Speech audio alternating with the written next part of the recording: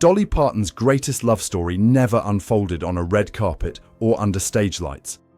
It lived quietly, privately, and stubbornly away from fame. Carl Dean, her husband of nearly 6 decades, was never interested in celebrity, and that was exactly why Dolly loved him so deeply. They married in 1966, before the wigs, the rhinestones, and the global fame, when Dolly was simply a young woman with ambition and a suitcase full of songs. Carl loved her without conditions, without expectations, and without needing the world to applaud him for it. He became her anchor, the one place where she could stop performing and just be herself.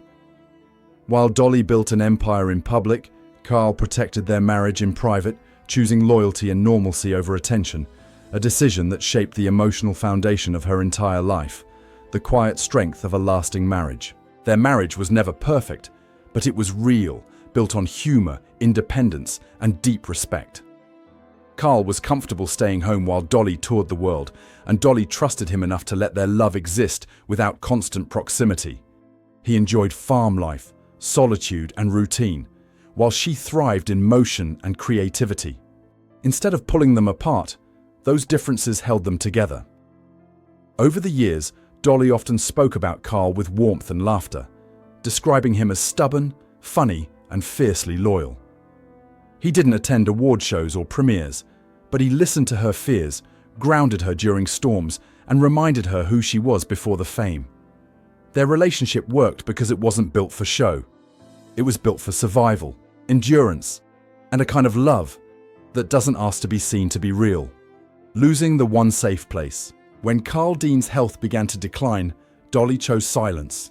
She continued to perform, smile, and reassure fans, while privately watching the man she loved fade away.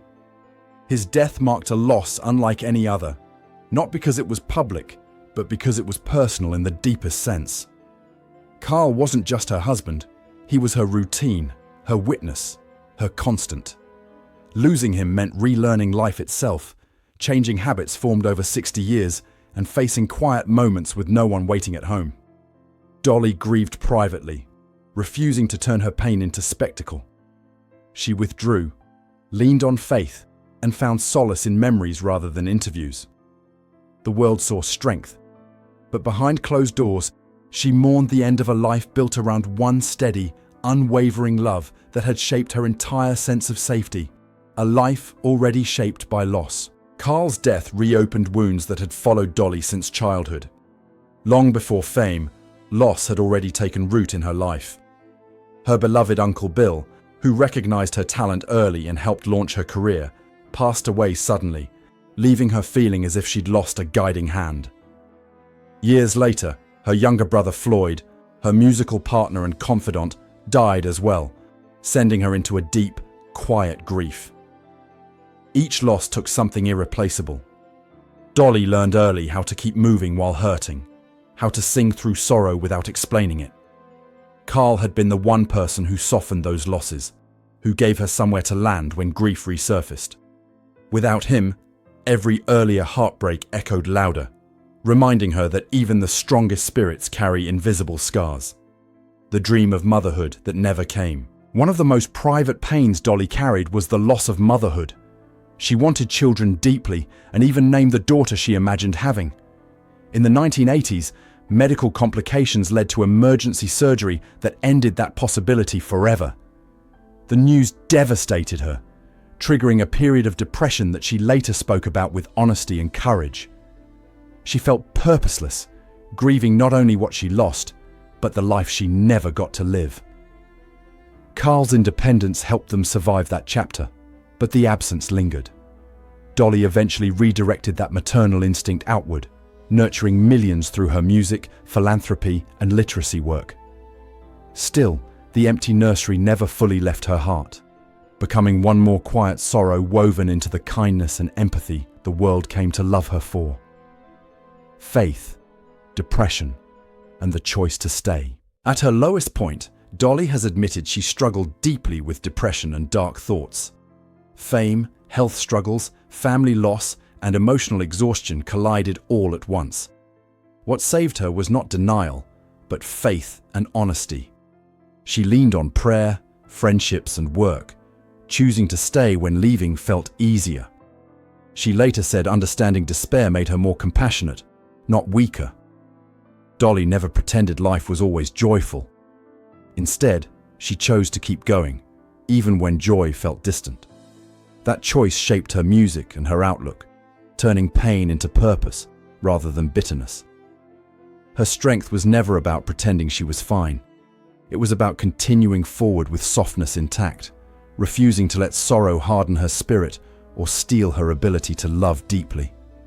Kindness as strategy and survival.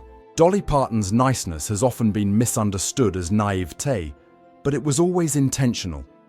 She learned early that kindness opens doors that force never could. While rumors followed her career, she met gossip with humor and confidence, refusing to let speculation define her marriage or her character. Carl trusted her completely, and that trust allowed her to navigate public life without defensiveness. She flirted with the world but remained anchored at home. Beneath the jokes and charm lived a sharp, disciplined mind that built an empire while disarming critics with grace. Dolly's kindness wasn't weakness, it was armor. It allowed her to survive an industry that underestimated her intelligence while keeping her heart open in a world that often rewards cruelty more than compassion, slowing down without fading away. With Carl gone and the years heavier, Dolly has begun to hint at slowing down, though not disappearing.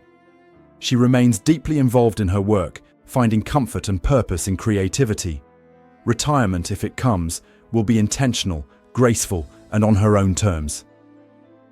Dolly understands legacy, but she's never been obsessed with endings. Instead, she focuses on meaning. She knows her story is already written in songs, libraries, laughter, and lives changed. What remains now is choosing how to live with what's left. Widowhood has reshaped her world, but it hasn't dimmed her light. It has softened it, deepened it, and made every appearance, every smile, carry more weight and truth than ever before. Tragedy as the source of her magic. Dolly Parton's story isn't one of glitter hiding emptiness. It's one of softness surviving hardship, poverty, loss, childlessness, depression, gossip, and now widowhood shaped her far more than fame ever did. Carl Dean was the quiet center that held it all together, and losing him was the deepest heartbreak of her life.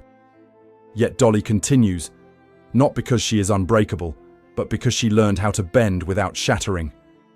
Her strength was never loud. It lived in love, faith, humor, and relentless compassion. That is her real magic. Not the wigs, not the jokes, not even the songs, but the ability to turn heartbreak into grace and loss into a legacy that still shines.